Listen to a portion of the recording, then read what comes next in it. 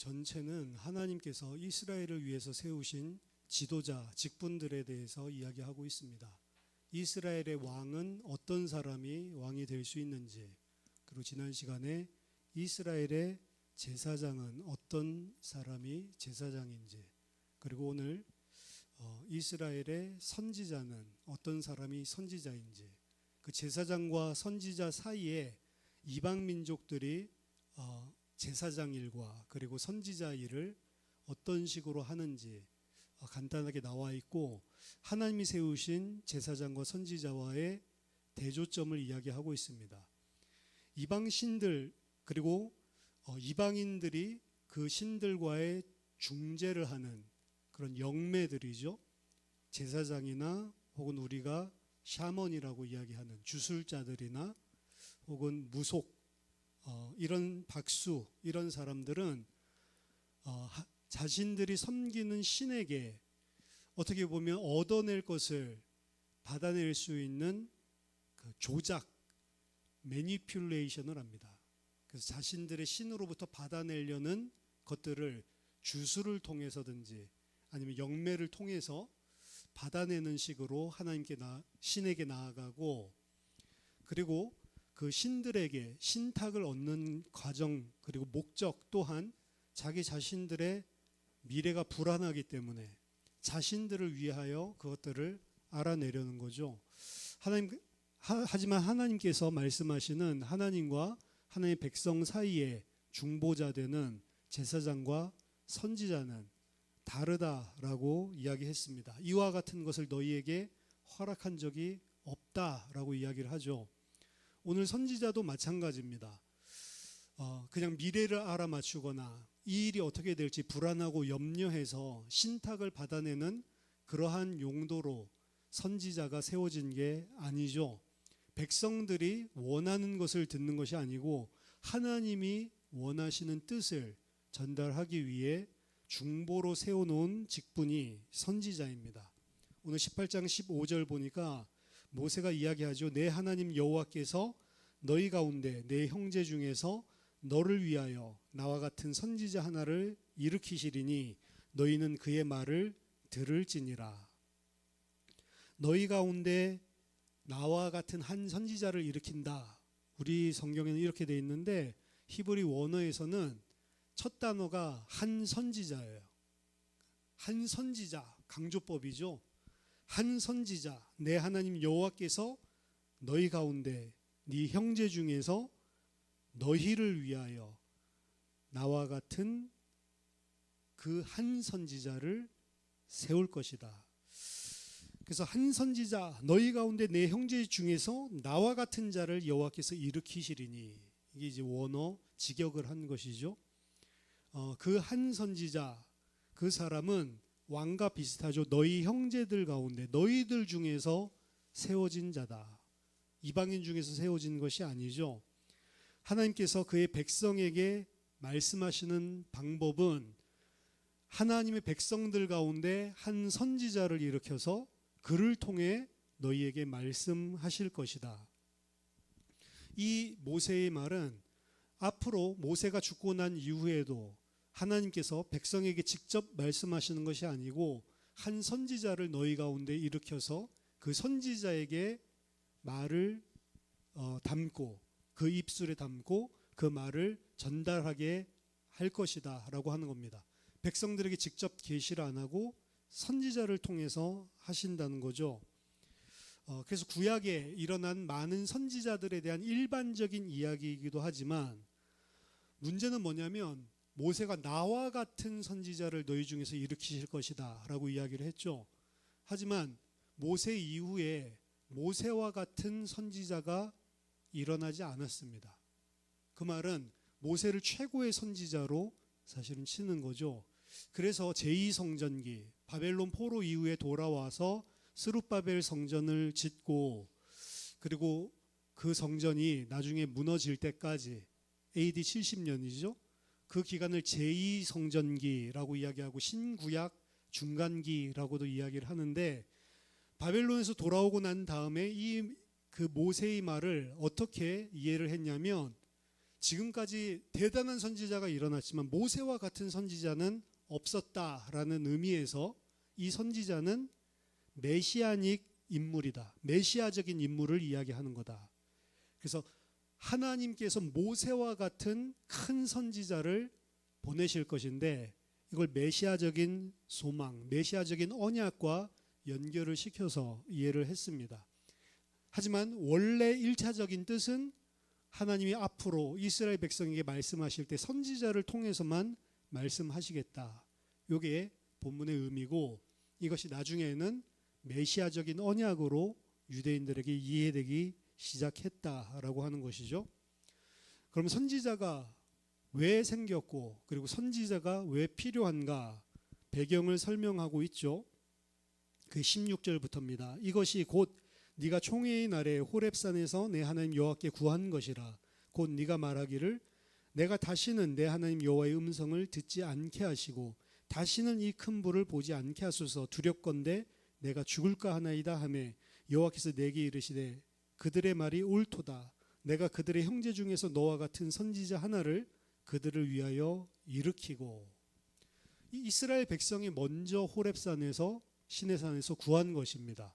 왜냐하면 하나님의 음성을, 하나님의 임재를 직접 마주 대하니까 사실은 정상 꼭대기까지 올라가서 만난 것도 아니고 산 밑둥이에서, 그리고 중직자들은 산의 약간 중층부에서 하나님의 임재를 경험을 했는데 그 하나님의 우레와 같은 음성이랑 일어나는 불과 같은 현상들, 번개들 이런 것들을 보고 죽겠구나.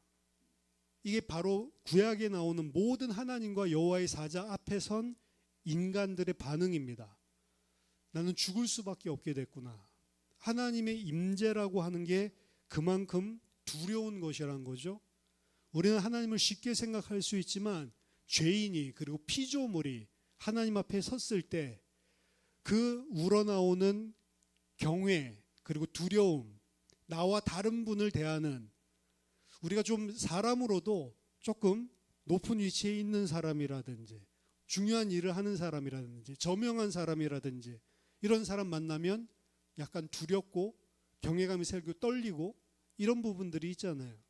이전에는 예를 들어서 선생님이 너 교무실로 와 라고만 해도 두렵잖아요.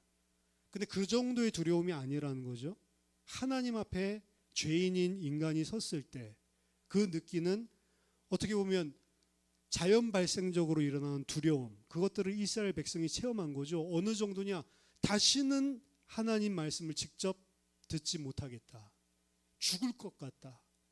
그래서 우리 사이에 중보자를 세워서 모세와만 이야기를 해 주십시오. 모세와만 이야기를 우리로 직접 듣지 않고 모세가 전달해 주면 우리가 하나님 말씀 직접 듣는 거랑 똑같지 않습니까? 그래서 하나님께서 그들의 말이 옳다라고 여겨져서 그들이 먼저 제안을 했어요. 그래서 선지자를 그 중간에 어떻게 보면 세우시게 되는 거죠. 그래서 이 이후로는 모세와만 하나님께서 말씀을 하시고 모세를 통해서 백성들이 듣게 하였다. 이게 무슨 거짓 꼼수를 부리는 게 아니고 이스라엘 백성이 직접 하나님의 음성을 들어보고 임재를 체험하고 난 다음에 본인들 스스로 선지자직에 대한 요청을 한 겁니다. 안 그럼 자신들이 그 두려움 때문에 죽을 것 같았기 때문이죠. 그래서 이 시간 이후부터는 하나님께서 직접 선지자를 세우셔서 이스라엘에게 필요한 말씀을 전달하셨다. 내가 너와 같은 선지자를 하나를 그들을 위해서 일으키고, 내가 일으키고, 이 선지자직은 왕이라든지 앞에 제사장과 그래서 좀 다릅니다. 왕이랑 제사장은 일정 공식적인 의식을 통해서 백성들 앞에서, 그리고 백성들이 다 인정하는 가운데 임명이 되지만 선지자는 하나님께서 필요에 따라서 이스라엘 백성 중에서 자의적으로 세우시는 거예요. 그렇기 때문에 어떻게 보면 공식적으로 이 사람이 선지자다라고 의식을 하는 게 아닙니다. 그냥 하나님께서 세우시죠. 그러다 보니까 문제성이 생기는 게, 그럼 이 사람이 진짜 하나님이 세운 사람 맞아? 아니면 지가 하나님 말씀 받았다고 거짓말하는 거 아니야? 이런 문제가 생길 수 있는 게 선지자예요. 그래서 이후에 20절에서 22절까지는 참 선지자를 분별하는 법을 따로 말씀을 주시는 것입니다. 선지자는 하나님의 부르심을 받고 하나님의 말씀을 하나님의 백성에게 전하는 자로 하나님의 필요에 따라서 하나님께서 세우시는데, 이 선지자의 의무에 대해서 이야기하고 있죠. 18절 중반부부터 보면 내 말을 그 입에 두리니 내가 그에게 명령하는 것을 그가 무리에게 다 말하리라. 선지자로 부르심을 받으면 하나님께서 내 말을 그 입에 두리니, 선지자는 그 주신 말씀을 백성들에게 다 알게 해야 된다. 이게 선지자의 의무죠. 선지자의 권위는 사실은 선지자 개인이 가지고 있는 카리스마나 개인이 가지고 있는 능력, 인격에 달려있는 게 아닙니다. 하나님께서 그 입술에 주신 말씀에 그 선지자의 권위가 있는 것이죠.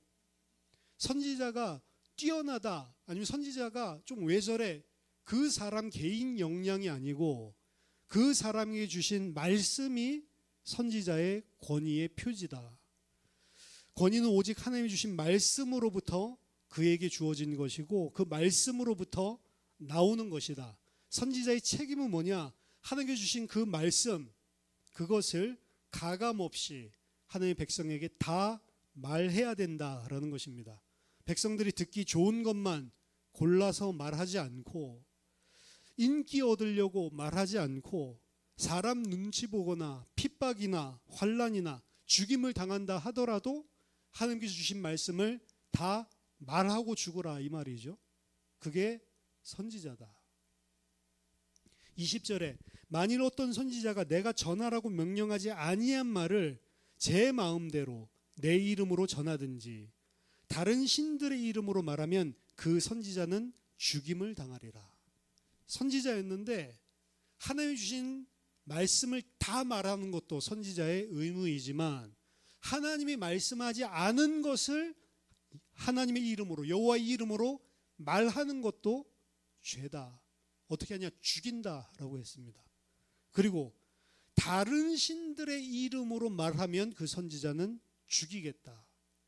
근데 뭐 선지자 중에 다른 신의 이름으로 직접적으로 말하는 자가 있겠습니까? 다른 신들의 이름으로 말한다라고 하는 것은 그래서 다른 의미로 하나님이 주신 말씀이 아니라 이 세상 신들, 이 시대의 사상, 문화, 세속의 가치를 하나님의 말씀처럼 전할 때 그 선지자는 죽여버리겠다. 그러니까 사실은 하나님 말씀 전할 때 하나님 말씀인 것처럼 이 시대의 사상을 이야기하고 세상 사람들의 이론을 이야기하고 세상 사람들이 늘 그렇게 생각하는 것들을 하나님의 말씀인 것처럼 증거한단 말이죠. 그러면 어떻게 하냐? 죽여버리겠다. 그게 다른 신들의 이름으로 말하는 것입니다. 또한 하나님의 말씀 아닌데 자기 감정, 자기 생각, 자기의 주장을, 또 자기의 비전을 하나님인 것처럼 하나님의 말씀처럼 이야기하는 자도 죽여버리겠다. 사실 하나님의 말씀, 하나님의 비전이 아니라 자기의 말씀, 자기의 비전을 가지고 말하는 사람들이 많습니다. 뭐에 빗대서요? 하나님의 말씀에 빗대서. 자기가 가지고 있는 포부, 비전, 희망, 이런 것을 하나님의 말씀을 끼워 맞추는 거죠. 그렇게 해서 하나님의 말씀이다라고 주장하는 경우가 많은 거죠. 그걸 강력하게 이야기할수록 설득력이 있으니까. 그리고 그들이 강력하게 주장하는 비전과 목표는 세상적인, 세속적인 그러한 잣대에 비춰봤을 때 세상 사람들이 늘 그렇게 생각하는 것, 그럴 경우가 많다는 거죠. 근데 그럴 때는 하나님께서 죽여버리겠다. 오늘 죽을 목사들이 많죠. 말씀에 비춰보면. 화자, 하나님의 말씀을 전하는 선지자에게만 의무가 있는 게 아닙니다. 이스라엘 백성들 청자에게도 의무가 있죠. 19절입니다. 누구든지 내 이름으로 전하는 내 말을 듣지 아니하는 자는 내게 벌을 받을 것이요. 하나님이 선지자를 통해 말씀을 전했는데 그 말을 듣지 않으면 선지자가 벌하는 게 아니고 하나님이 내가 벌하겠다라고 이야기했습니다. 그러니까 선지자는 누군가 하나님의 말씀을 전했는데 그 말씀을 안 듣는다고 본인이 벌 주거나 본인이 열받으면 안 된다는 거예요. 그 하나님께 다 맡기는 거죠. 나는 뭐 역할만 해요? 정확하게 전달하는 중매자 역할, 중보자 역할만 하는 것입니다. 그게 선지자의 책무이죠. 자, 그리고 아까 전에 말씀드렸듯이 그럼 하나님의 말씀도 주시지 않았는데 지 멋대로 하나님의 말씀이라고 거짓말하는 거짓 선지자들은 어떻게 판별할 수 있는가? 21절 22절에 딱 한 가지 가지고 판별하는 판별법을 주셨죠. 마음속으로 이르기를 그 말이 여호와께서 이르신 말씀인지 우리가 어떻게 알리요? 만일 선지자가 있어 여호와의 이름으로 말한 일에 증험도 없고 성취함도 없으면 이는 여호와께서 말씀하신 것이 아니요 그 선지자가 제 마음대로 한 말이니 너는 그를 두려워하지 말지니라. 증험도 없고 성취함이 없다. 선지자가 하나님의 말씀이라고 선포했는데 그 말씀이 증험도 없고 성취함이 없으면 그건 지가 한 말이기 때문에 그를 두려워하지 말라. 근데 여기에는 문제점이 있어요. 하나님의 말씀이 이렇게 된다라고 이야기할 때 바로 됩니까? 바로 안 되죠. 그러니까 예레미야가 예루살렘이 멸망당할 것이라고 경고하고 회개하라고 촉구를 하는데 안 망하거든요. 계속. 그러니까 너무 오래 걸려요. 몇십 년이 걸릴 수도 있고 심지어는 선지자 죽고 나서 그 다음 세대에 일어날 수도 있고. 그러니까 이제 사실은 판별법이 어떻게 보면 애매모호한 거죠. 그러니까 거짓 선지자들이 득세를 하는 겁니다. 당장 이루어지지 않으니까 진짜 선지자가 이야기한 것도. 그래서 이 방법 가지고는 약간 부족하기 때문에 나중에 예레미야서인가요? 거기 가면 또 다른 판별법이 존재하는데 신명기에서 이야기하는 것은 이거 하나입니다. 좀 이따 좀 자세히 살펴보겠지만 증험이 없다는 게 무슨 말이냐, 성취함이 없다는 게 무슨 말이냐, 이 부분을 좀 더 명확하게 우리가 살펴봐야 되겠지만 이게 오늘 선지자에 대한 하나님의 말씀입니다. 하나님이 직접 백성에게 말하지 않고 선지자를 세워서 말씀을 전하겠다. 그 선지자는 백성들 눈치 보는 게 아니고 하나님이 주신 그 말씀을 가감없이 모든 말씀을 하나님 백성에게 다 전해야 될 의무가 있다. 그리고 백성들은 그 말씀을 들어야 되는데 안 들으면 하나님이 직접 그들을 처벌하겠다. 그리고 그가 선지자냐 아니냐 판별할 수 있는 법, 그 말씀이 증언이 있고 성취가 되는지 안 되는지, 그게 핵심적인 선지자 판별식이다. 이렇게 이야기하고 있는 거죠. 먼저 생각할 첫 번째, 그럼 하나님의 뜻을 가감없이 온전하게 전한 선지자가 누구냐? 모세가 이야기했죠. 나와 같은 한 선지자를 일으킬 것이다. 그런데 구약에 있었던 그 선지자들, 모세 이후의 선지자들, 뭐 대단한 사람도 있었죠. 엘리야도 있었고 엘리사도 있었지만 엘리야, 엘리사마저도 이스라엘 사람들이 평가할 때 어떤 평가했냐? 모세보다 모세 같은 선지자는 아니다. 모세는 독특합니다. 하나님과 직접 1대1로 이야기를 했고 하나님의 앞모습을 보여주지 않았지만 뭐 이건 어떻게 보면 비유적인 표현이겠죠. 뒷모습을 보여주시기까지 하셨죠. 그러니까 모세와 같은 선지자는 아직 일어난 일이 없다라고 유대인들이 생각했기 때문에 마지막 때에 오실 모세와 같은 선지자, 그걸 이제 메시아라고 생각을 한 거죠. 그래서 이 모세와 같은 선지자는 바로 그리스도, 메시아를 지칭하는 것이다 라고 유대인들이 생각했고 신약 성경 곳곳에도 예수님을 쳐다볼 때 이가 바로 그 선지자다 이렇게 이야기를 하는 경우가 많이 등장을 하고 있는 거죠. 즉 18장 15절의 이 약속은, 하나님의 약속은 메시아적인 예언이고 예수 그리스도를 이야기하고 있는 것이다. 그리고 그 예수 그리스도를 통해서 18절 앞으로 무슨 일을 하냐? 내가 그의 입에 내 말을 두리니 그가 내가 명령한 것을 하나님의 백성들에게 다 알게 할 것이다. 예수님은 모세를 넘어서는 선지자입니다. 왜냐하면 모세는 하나님의 말씀을 전달하는 매개체 역할을 했지만 예수님은 말씀 그 자체다라고 성경이 증언하고 있거든요. 하나님이 말씀과 함께 계시니라. 이 말씀이 곧 하나님이고 그 말씀이 육신이 돼서 오신 분이 예수 그리스도다라고 증언하고 있습니다. 요한복음 12장 49절에서 50절에서도 내가 내 자의로 말한 것이 아니요 나를 보내신 아버지께서 내가 말할 것과 이룰 것을 친히 명령하셨으니 나는 그의 명령이 영생인 줄 아노라. 예수님께서 전하신 모든 말씀은 자의적으로 말하는 것이 아니고 아버지께서 내게 주신 말씀이다. 이 말씀만 나는 너희에게 전한다라고 선언하고 있는 것입니다. 선지자의 본질이 하나님이 주신 말씀만 전하는 거죠. 근데 그 예수 그리스도 안에서 완전히 성취되는 거죠.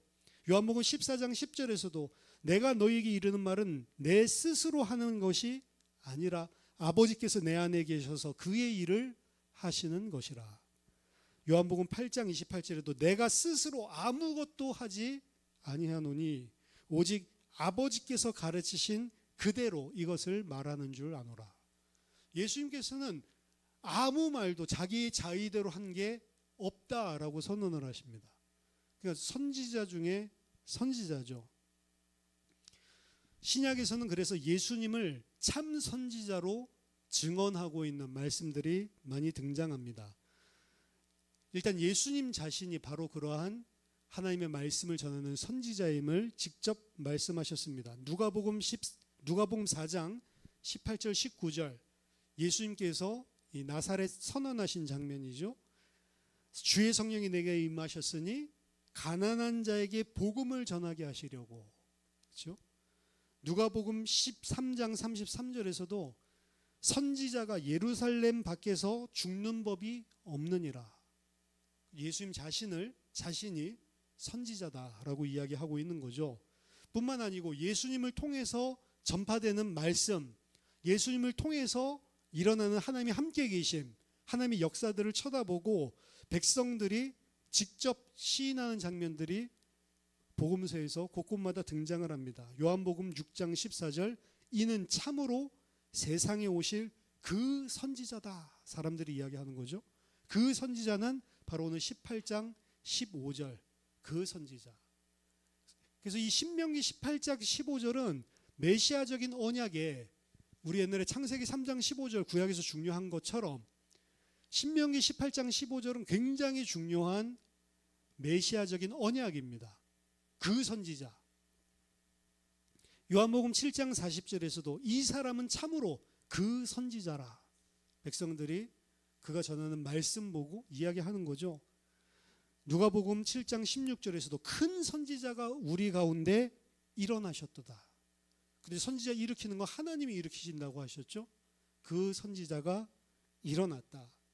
사도들도 그래서 예수님이 바로 이 신명기 18장 15절의 주인공이다라는 사실을 직접 증언합니다. 사도행전 3장 베드로의 설교 가운데서도 모세가 말하되 너희를 위하여 선지자 하나를 세우리니 너희는 그 말을 들을지니라 하지 않았냐.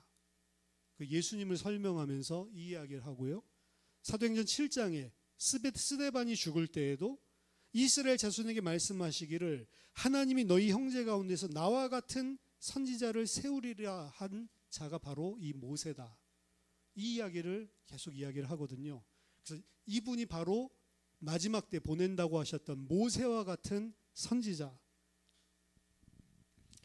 심지어는 모세보다 더 나은 선지자가 예수입니다. 모세는 사실은 제한이 있었거든요.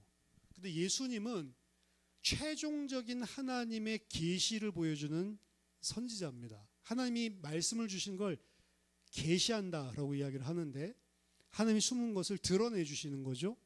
근데 선지자를 통해서 그 말씀을 계시하시는데 옛적에는 선지자들에게 부분적으로 계시하셨지만 마지막 날에 종말에는 자기 아들을 통해서 온전한 계시를 하십니다. 그게 히브리서 1장 1절에서 2절이죠. 옛적에는 선지자들을 통하여 말씀하신 하나님, 근데 어떻게 부분적으로 말씀하신 하나님이 이 마지막 날에는 아들을 통하여 우리에게 말씀하셨다. 아들을 통하여 최종적인 계시, 완성적인 계시를 하셨다. 그래서 예수님이 자신 자체가 말씀이고 예수님이 살아온 삶 자체가 하나님의 계시고, 그리고 예수님이 선지자 일을, 구약의 선지자 기능이 예수에서 클라이맥스를 맺고 종결되는 것을 히브리 기자가 1장부터 이야기하고 있죠. 그래서 모세보다 더 나은 선지자고요, 모세보다 더 나은 언약의 중보자라고 이야기합니다. 선지자가 말씀을 전하는 것은 예를 들어서 시내산에 올라가서 십계명 돌판을 가지고 내려오죠. 선지자가 하나님과 하나님 백성 사이에 중보자 역할을 하는데 그냥 말씀만 전달하는 것이 아니고 그 말씀을 통해서 언약 체결을 하는 게 중요하거든요. 모세는 옛날 이스라엘 백성과 여호와 하나님 사이에 언약 체결을 하는 중보자 역할로 선지자로 세워진 자입니다. 하지만 모세가 하나님의 백성 이스라엘과 맺은 그 언약은 어떻게 보면 이 땅의 이스라엘이라고 하는 민족, 나라와 맺은 언약의 중보자가 되었다면, 예수 그리스도는 새 언약의 중보자가 되셨다. 이 땅에 속한 것이 아닌 하나님의 나라의 백성들과 하나님과의 중보, 언약을 이루셨다라는 점에서 더 나은 새 언약의 중보자라고 이야기를 하는 것입니다. 그 새 언약은 뭐냐? 예레미야서 31장 31절에서 34절, 이게 새 언약입니다. 여호와의 말씀이니라. 보라, 날이 이르리니 내가 이스라엘 집과 유다 집에 새 언약을 맺으리라. 이 언약은 내가 그들의 조상들의 손을 잡고 애굽 땅에서 인도하여 내던 날에 맺은 것과 같이 아니할 것은, 이 맺은 언약이 모세를 중보로 해서 맺은 하나님과 이스라엘 백성 사이의 언약이란 말이죠. 근데 그것과 같지 아니할 것이다. 내가 그들의 남편이 되었어도 그들이 내 언약을 깨뜨렸습니다. 이 언약은 어떤 언약이냐? 분명히 언약을 맺었는데 내가 그들이 남편이 되었지만 그들이 내 언약을 깨뜨리는, 이게 옛 언약이거든요.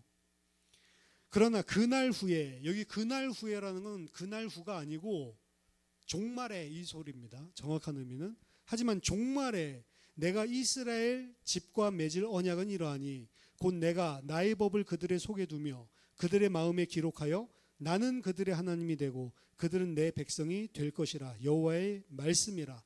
그들이 다시는 각기 이웃과 형제를 가리켜 이르기를 너는 여호와를 알라 하지 아니하리니 이는 작은 자로부터 큰 자까지 다 나를 알기 때문이라. 내가 그들의 악행을 사하고 다시는 그 죄를 기억하지 아니하리라. 이게 새 언약입니다. 아니, 우리는 새 언약을 예수 그리스도를 통해서 받으면 무슨 일이 일어난다고요? 내 법을 그들 마음속에, 마음판에 새기고 새 마음을 주고 작은 자로부터 큰 자에 이르기까지 여호와를 알라라고 서로 말을 안 하는데, 왜? 여호와를 다 알기 때문에.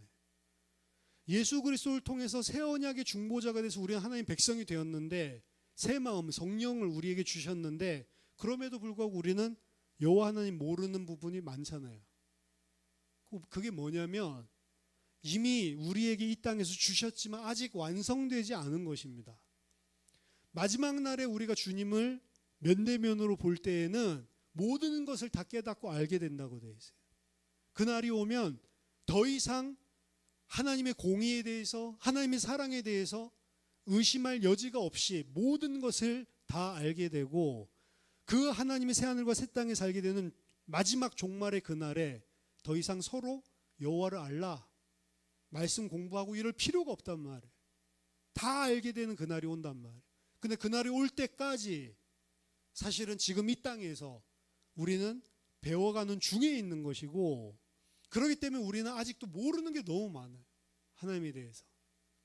그러니까 하나님에 대해서 불평도 할 수 있고 불만도 할 수 있고, 왜 하나님이 이렇게 하실까 답답하기도 하고, 이게 하나님을 몰라서 그런 거예요.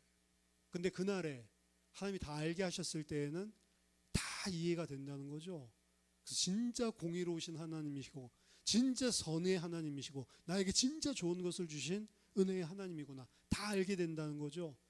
그래서 그 하나님을 진짜로 이해하게 됐을 때, 더 이상 성경 공부할 필요가 없을 때, 그때 인간은 전적으로 하나님께 자원하여 순종하고 하나님을 찬미하는 자로 변화된단 말이에요. 그게 궁극적인 구원의 완성입니다. 그래서 우리는 이미 보증을 받았지만 아직 이 단계에 다 완성된 게 아니에요. 그렇기 때문에 그 완성을 위해서 나아가는 삶이 하루하루 성도의 삶이란 말이에요. 그것이 없는 사람은 구원받았다라고 볼 수가 없는 것입니다.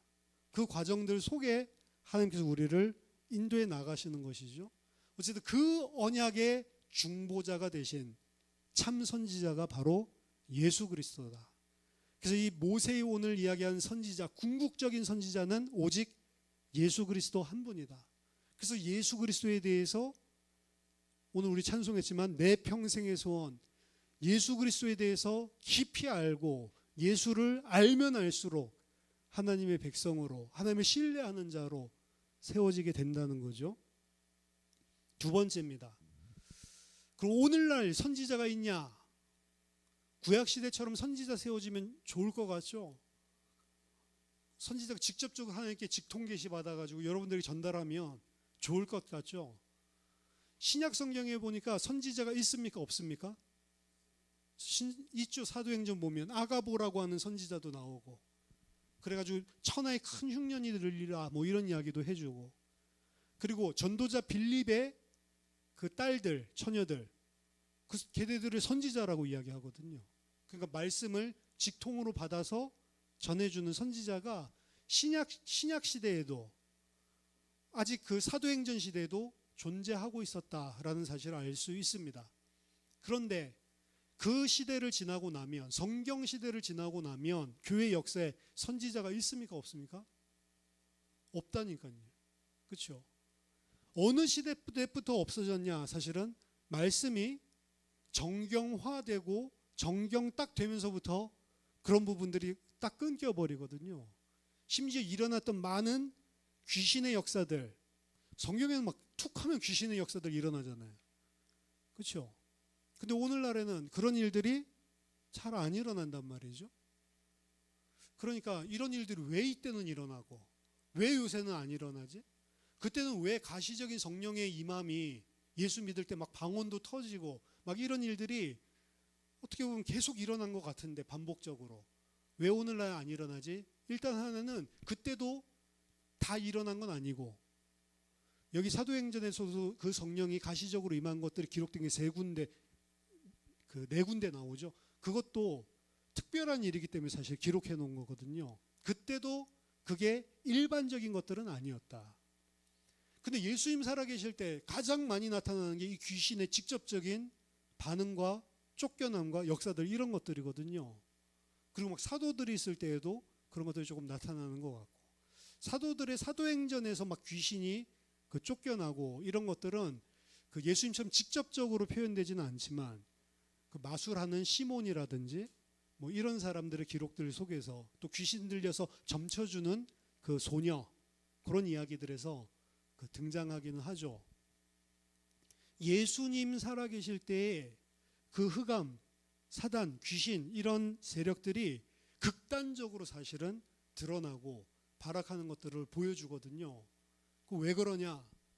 예수님이 오심으로 인해서 감추어져 있었던 영적인 세계, 영적인 진리들이 극단적으로 드러나는 것을 보여주시고, 그것이 어디에 기록돼요? 말씀에 기록되고 난 이후에는 또 이전과 같이 눈에 가시적으로 안 보이는 형태로 드러나는 겁니다. 항상 말씀의 계시가 주어질 때 극단적인 일들이 일어나는데, 그런 일들이 기록되고 정경화되고 난 다음에는 그것들이 사그라들어요. 그럼 그 현상이 없어진 거냐, 그 사실이 없어진 거냐, 그게 아니고, 그다음부터 누구만 그 사실을 알 수 있냐? 말씀을 진리로 받아들인 사람만 그 영적 사실을 알 수 있게 만들어놨어요. 안 믿는 사람들은, 가시적인 현상을 체험하고 육신적으로 본 것들을 보는 사람들은 알 수 없도록, 누구만 알 수 있게, 그 말씀을 받는 사람들만 알 수 있게 다시 또 감추어졌단 말이죠. 근데 이러한 일들은 항상 구원 역사의 극적인 일들이 일어날 때 영적인 일들이 같이 항상 일어납니다. 마지막 때 주님 재림하실 때 되면 또 한 번 그런 극단적인 일들이 일어날 것이다. 계시록에서 이야기하고 있거든요. 중요한 구원의 역사들이 일어날 때마다 그런 극단적인 일들이 드러나고요. 그게 무엇인지를 해설해 주는 하나님의 말씀이, 계시가 또 폭발적으로 같이 따라붙게 됩니다. 그래서 이거를 뭐 학문적으로 하면 이벤트 다음에 하나님의 레벌레이션이 주어진다. 이벤트가 주어지면 그게 뭔지를 해석할 능력이 없으니 그게 무엇인지를 설명할 수 있도록 폭발적으로 하나님의 말씀이 주어진다. 근데 구약에서 가장 큰 이벤트는 뭐냐면 출애굽이거든요. 그러니까 출애굽했을 때 폭발적인 하나님의 말씀이 주어지고요. 그 다음 바벨론에서 돌아온 것, 이게 또 구원의 큰 역사거든요. 출바벨론 했을 때 제2의 출애굽인데 그 일이 일어났을 때 또 폭발적인 하나님의 계시가 임하고요. 그 다음에 최종적인 궁극적인 출애굽, 그게 예수 그리스도의 대속이거든요. 그때 또 폭발적인 계시가, 신약 성경이 이벤트만 주면 그게 뭔지를 해석을 못하니까 하나님이 계시를 주시는 거죠. 근데 그렇게 주고 나면 누구만 남냐? 그 말씀을 믿냐 안 믿느냐만 남는 거예요. 결국에는. 그래서 오늘날 우리에게 주시는 하나님의 말씀은 궁극적인 최종적인 완성된 선지자를 이미 이 땅에 보내주셨기 때문에 누구죠? 예수님. 마지막 날에 아들을 통해서 말씀하신 것이 최종적인 계시고 그 아들을 통해 주신 말씀이 무엇인지를 해설해 놓은 게 신약 성경입니다. 말하자면 그 계시가 주어지고 난 이후에는 새로운 계시는 없어요.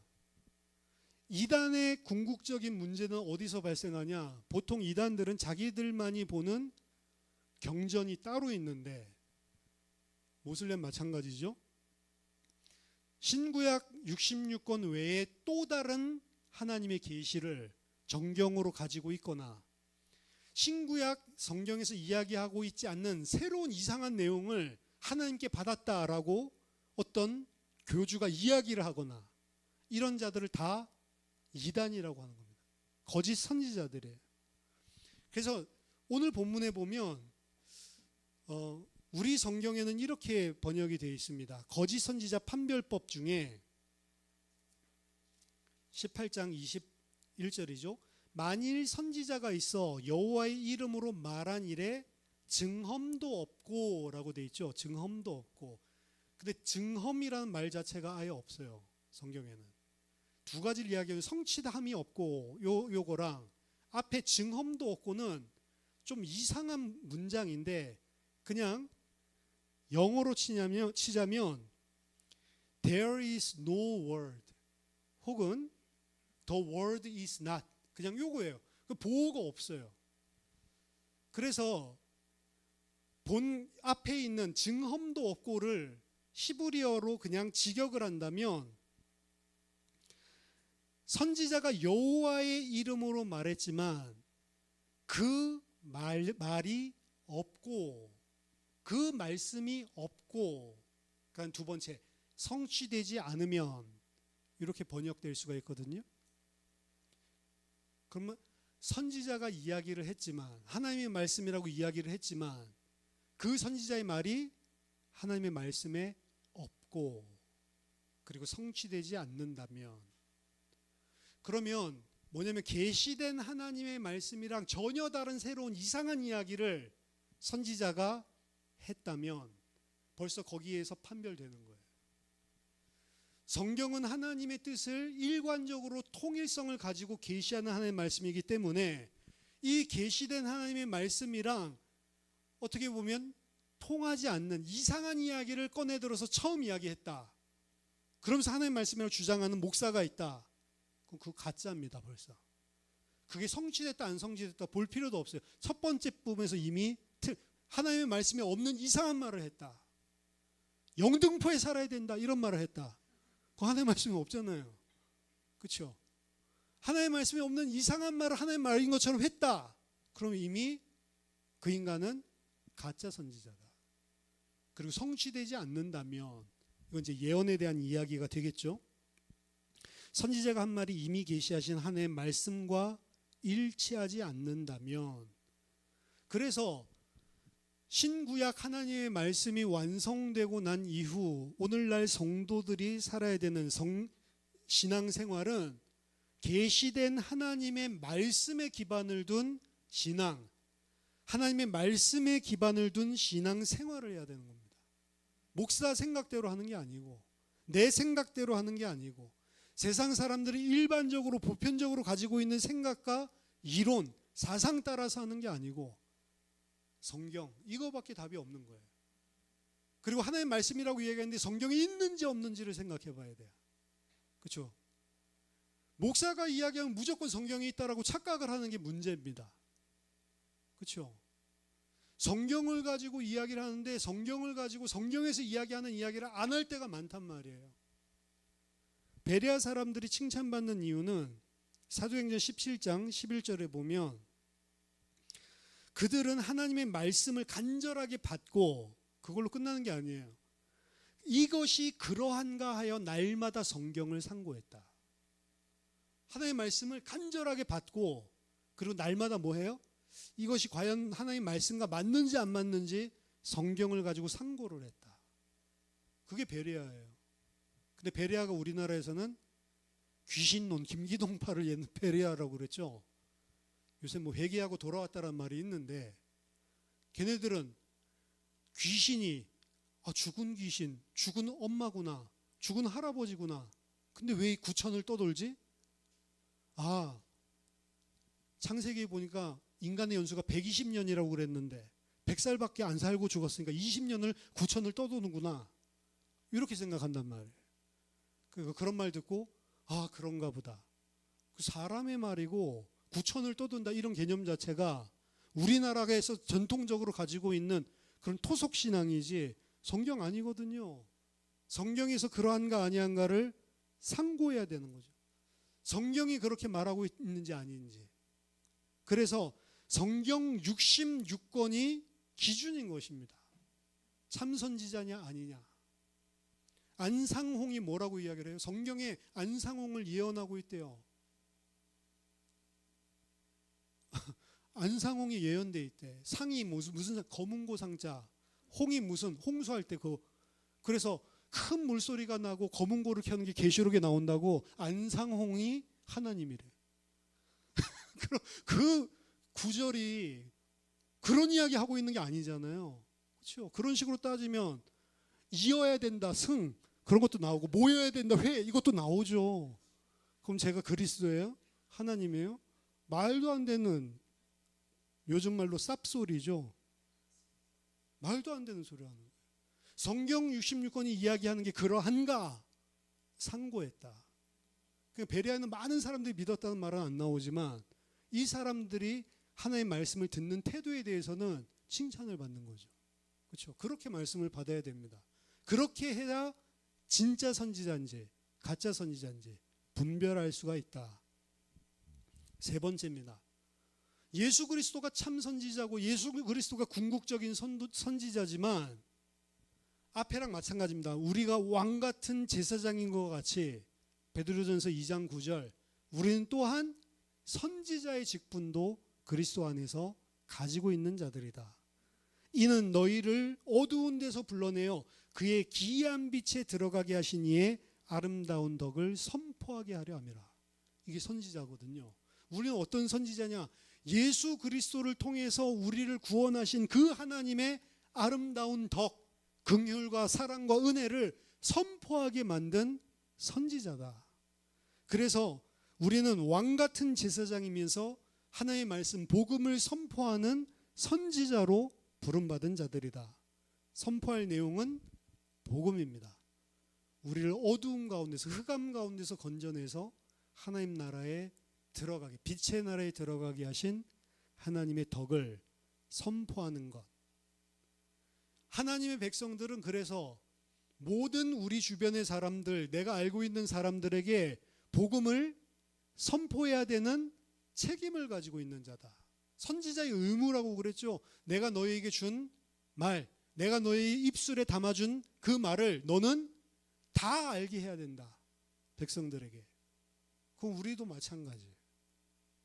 우리도 선지자로 부름 받았기 때문에 믿고 안 믿고는 하나님의 주권이고 그 사람 믿고 안 믿고는 하나님께 맡기고 선지자는 어떻게 해야 된다요? 백성들의 반응과 상관없이 그들이 좋아하고 그들이 싫어하고와 상관없이 가감없이 하나님의 말씀을 그대로 전달하는 것이 의무고 책무다. 그렇기 때문에 길거리에서 이걸 의무로 책무로 여기고 있는 사람이 예수 천당 불신지옥 하고 다니는 사람이 있죠. 그 책무를 똑바로 못하고 있는 겁니다. 왜? 예수 천당 불신지옥은 하나님 말씀 아니기 때문에. 그 복음이 아니에요. 복음을 말해주려면 정확하게 이야기를 해줘야지. 그렇죠? 불신자 귀에다 대고 나는 그래도 하나님 말씀 해야 돼 라고 생각해서 너 예수 안 믿으면 지옥 가 라고 막 주장하는 그게 복음이 아니에요. 뭘 선전하라고요? 우리를 흑암의 나라에서 빛의 나라로 가 계신 하나님의 아름다운 덕을 선전하라고. 너 지옥 가 막 이러면서 협박하려고 하지 말고 그 하나님이 우리에게 은혜로 주신 복음이 무엇인지를 충분하게 설명해주고 믿고 안 믿고는 하나님의 주권에 있는 거고. 근데 중요한 건 뭐냐? 어떻게 전해줄지도 몰라요. 그게 문제입니다. 그 어떻게 복음을 전해줘야 되는데 복음의 내용도 정리가 안 돼 있죠. 그 복음의 내용이 정리가 안 되어 있을 때 선지자 일을 할 수 있습니까? 못하죠. 그럼 내 입술에 말씀을 안 주신 건가? 이렇게 생각할 수가 있죠. 성도라면 누구든지 내 곁에 있는 사람에게 그 사람이 충분히 이해할 수 있도록 바르게 설명하면 안 믿더라도 너가 말하는 것은 무슨 말인지 알겠다. 신사적으로 잘 설명해 주면 근데 나는 안 믿어진다. 안 믿어지는 사람도 그렇게 반응이 나오는 거예요. 근데 그걸 제대로 설명하지 않고 너 그따위로 하니까 벌 받지 막 이런 식으로 하나님 말씀 전했다고 생각을 하면 그 하나님 말씀 전한 게 아니란 말입니다. 그렇죠? 잘못된 거죠. 어떻게 하나님의 말씀을 전할 수 있을까? 이게 준비가 잘 안 돼 있었을 때 예수님의 제자들은 와 보라 이 이야기만 했어요. 그래서 전통적으로 어떻게 말할지를 모르니까 교회로 오게 하는 것은 나쁜 것이 아닙니다. 와야지만 말씀 들을 수 있는 기회가 생기고 올 때에는 만약 초청한 사람이 올 때에는 말씀을 한번 들어보겠다라는 마음을 열고 오기 때문에 그렇기 때문에 복음을 이제 말해줄 수 있는 사람이랑 교회 안에서 매칭이 일어날 수가 있겠죠. 교회로 초청하는 것도 좋은 것입니다. 왜냐하면 바로 믿어지는 게 아니고 말씀 듣는 중에 믿어지는 사람이 많으니까. 그래서 옛날에 강권하여 내 집을 채워라 그래가지고 막 억지로 막 와가지고 이렇게 채워놓은 사람들이 있는데 저 옛날에 좀 부정적으로 많이 봤는데 그것도 어떻게 보면 내가 할 수 있는 한도에서 좋은 것이다. 왜냐 그 사람들이 들을 수 있는 그러한 통로를 열어주는 것이니까. 반대로 더 좋게는 내가 차분하게 그 사람에게 하나님의 말씀을 복음을 정확하게 설명할 수 있으면 더 좋은 것이고요. 그렇게 준비가 되어야만 됩니다. 그리고 그 나의 주변의 사람들에게 말씀을 전할 때에는 말로만 전하는 게 아니에요.